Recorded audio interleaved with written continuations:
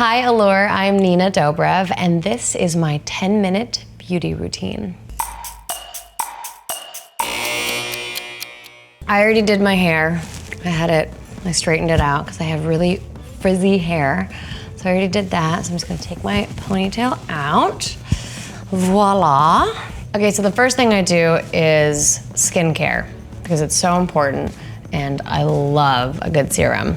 I have my Dr. Sturm. Hyaluronic acid brings the moisture and plumpness back into your skin. So I put that on first to give my face a clean, moisturized palette. Then I go on to my second serum, which is Fitner's Daughter. Put that on. This one I like to pat on top of my skin. And the last serum I use is Sunday Riley. This is a vitamin C serum, and it's super important in the mornings to get that vitamin C in your skin, like nutrition for your face. Of course, at the same time, the lips are on your face, and I have this amazing Laneige. This is a sleeping mask. But honestly, I wear it all day, every day, and especially on planes because it's so drying when you're on a flight, and this is so yummy and smells so good. The last step of my skincare before I apply my makeup is Supergoop's Unseen Sunscreen. It's super, super, super goop important to wear sunscreen to protect yourself from potentially skin cancer. It's sort of like a primer as well for your makeup, so your makeup stays on better. Now, the first thing I do when I apply my makeup is I use Dior's Skin Corrector under my eyes. It's a little bit thicker and provides more coverage in the under eye area, which I am sensitive to because I don't sleep as much as I probably should, so I get dark circles and under eye puffiness. Kind of do a dollop everywhere like that, in the spots that need the most coverage. I take the Dior Forever Skin Glow foundation and I dab it on my hand. And then now I take it off my hand with the Beauty Blender and I'll dab the spots. And it's also important to kind of pat the Beauty Blender versus like long strokes, because the Beauty Blender, the reason why it's so great is it mimics your skin and the pores, and it kind of pushes it into the pores and really gets it in there so that it looks like a second skin. I've learned a lot of these makeup tips from a lot of the extremely talented artists that I've gotten to work with over the years, whether it's on set or on a photo shoot. I've taken at least one or two things from each one and learned how to do this on my own at home. And I kind of leave the under eye for last because it sort of settles as well. The dabbing also helps with not pulling the skin unnecessarily. Clé de Peau concealer. A little stick here. I don't know why whenever I do my makeup, I do this like face, I've noticed. When I watch these tutorials afterwards, I'm always like, why are you doing that? And yet every time I'm doing it. Now next up is blush. I will be using Pat McGrath Labs. So I use a big brush from Milk Studios and I dab it on my hand a little bit to get some of the excess off so it doesn't come on too aggressively. And kiss face and go up the apples and then up into the hairline here.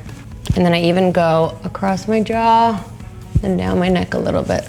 It's really important to make sure to put foundation on your neck as well as your face.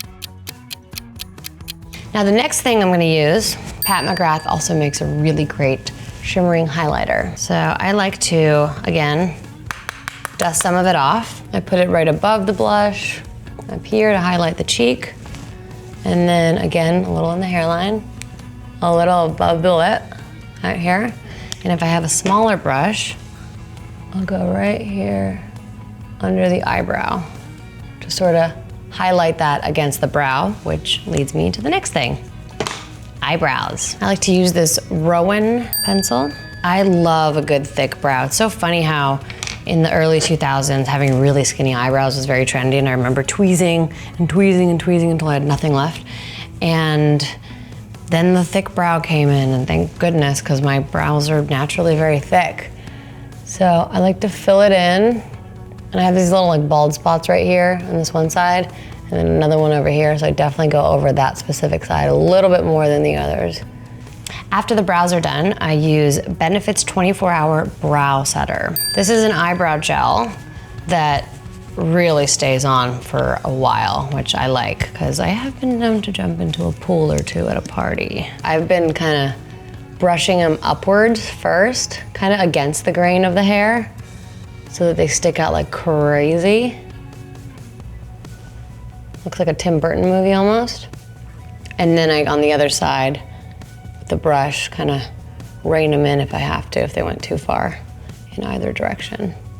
And the great thing about this product is that the brush is very precise, so you can really manipulate each hair if there's one out of place where you don't like it. But yeah, there we go. These are some wild brows. Now, if I'm going out, I like to do a little more with the eyes and play around with all kinds of different colors.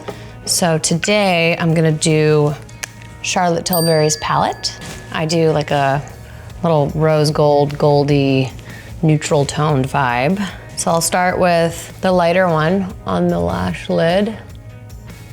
What's great about these palettes is that you can sort of, it's a one-stop shop. They kind of have everything for the eye. So then for the crease, I'll do a little bit of the darker color just in here to give the eye a little dimension. And then on the lid afterwards, do a little sparkle if we're going out dancing. Now I should have mentioned you should probably do the eyeshadow first before you do your foundation, because it can fall down onto the foundation that you worked really hard to just perfect. There we go, we got a little sparkle. For the last step, I like to use the lightest color palette on the inside edges of the eye, right here.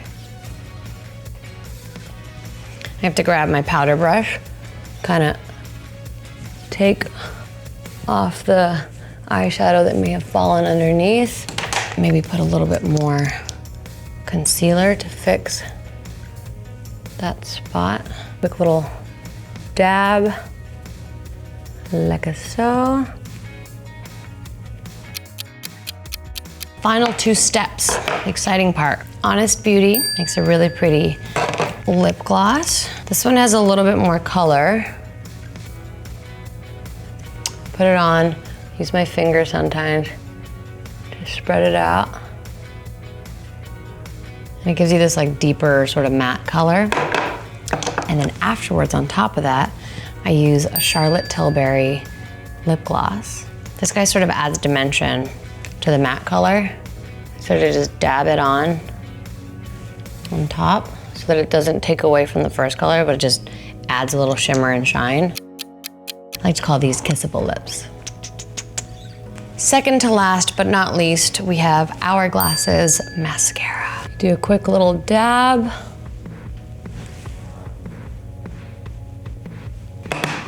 And the very final step is setting spray. You do not want to do all this work and then 10 minutes later kiss someone or hug someone or say hello, or everything starts melting as the night goes on. So I like to use Urban Decay's setting spray.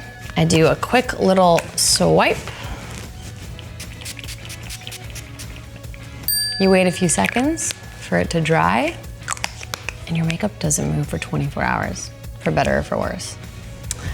So that is my 10-minute beauty routine. Thank you so much, and see you on the next one.